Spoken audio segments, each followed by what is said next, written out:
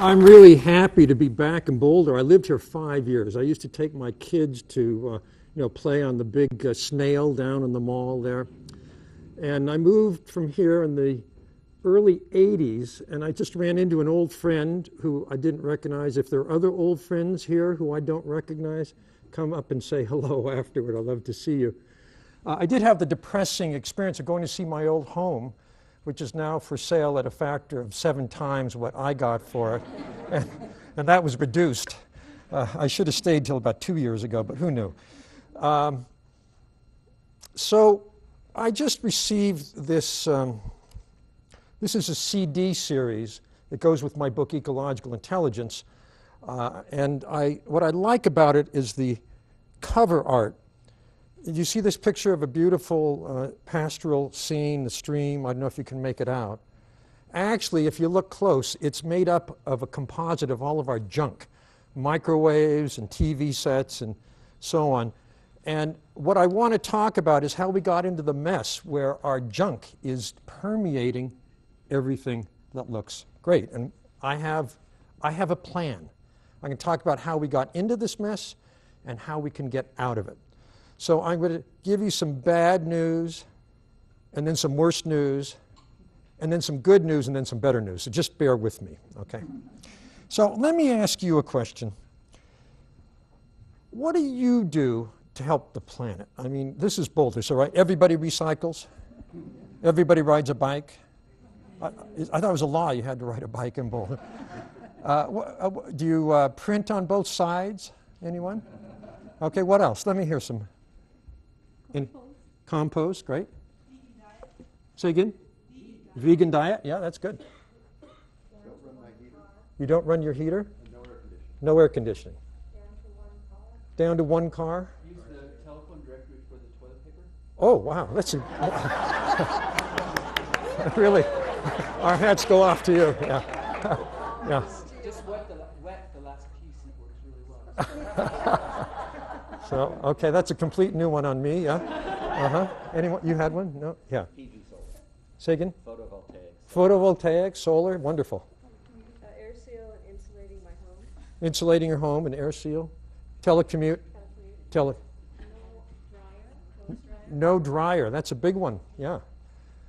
Yes? Solar box oven cooking. Solar? Solar box oven. Wow, that is so progressive.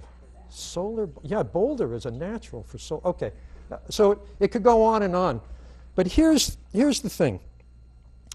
If you take the ecological benefits in sum of all the things we do, all the really great things we do, and you put it in one hand, and then you put the negative ecological impacts of all the stuff we buy in the other would outweigh the benefits by orders of magnitude.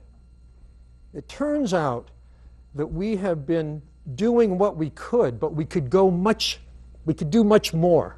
There's far better we could be doing, and I'll tell you how. This is part of my plan. But let me give you some stats. Stonyfield yogurt. Do you have Stonyfield yogurt out here? Yeah. Stonyfield yogurt asked a scientist to assess their contribution to global warming from their entire operation. And they found out that if people recycle the plastic, and everybody recycles plastic, right? It takes care of 5% of the impact for global warming of that jar of yogurt. The other 95% is untouched. And this is because industry and commerce is built on a legacy of industrial platforms and chemicals and design and processes and habits that are terrible for the planet, for our health, often for the people involved in making it. And they get away with it because right now we have what's called information asymmetry. That means, it's a term from economics, it means sellers know something, buyers do not. And we are blind to that 95%. So the good news is, well, the beginning of the good news, a little preview of the good news, actually some more bad news to come. There is a new science. It's called industrial ecology. Anybody here ever heard of industrial ecology? Few people, yeah. Industrial ecology came out of engineering, industrial design, chemistry, biology. It's scientists who study in a very precise manner that other 95% and the 5% we can do something about right now. And they use a methodology called life cycle assessment.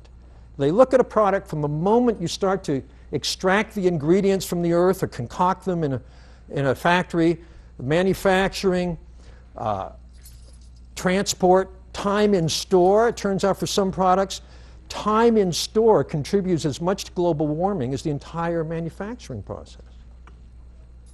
Yeah, there's a lot of surprises. This is a completely new math. So LCA, as it's called, gives us a new way to do ecological accounting, and a lot of power lies in that.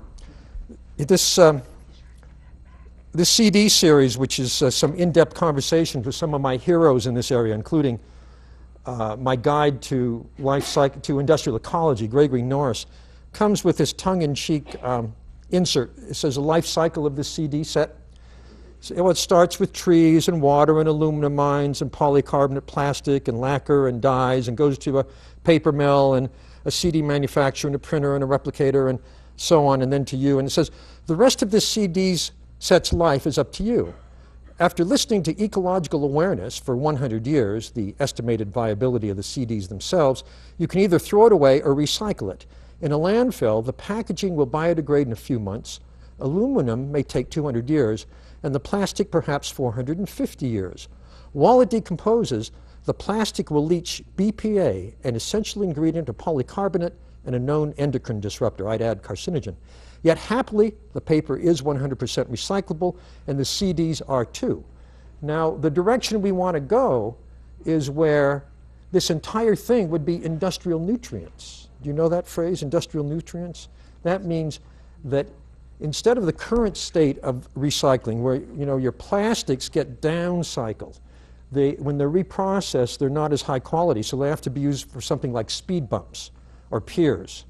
And then when they're done with that, there's nothing to do with them but send them to a landfill. There is a vast area of the Pacific Ocean, maybe you know about it, which is a pool, miles, hundreds of miles, size of the state of Texas, a pool of plastic waste.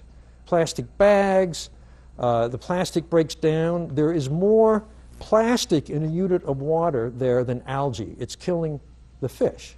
So we need to get beyond this. And industrial ecologists whose science is designed to understand the impact of industrial systems, which they see as a kind of macabre ecosystem, as they impact nature's ecosystems, and what we can do to improve the situation. So Gregory Norris, this industrial ecologist, and I wrote an op-ed in the New York Times about a month ago.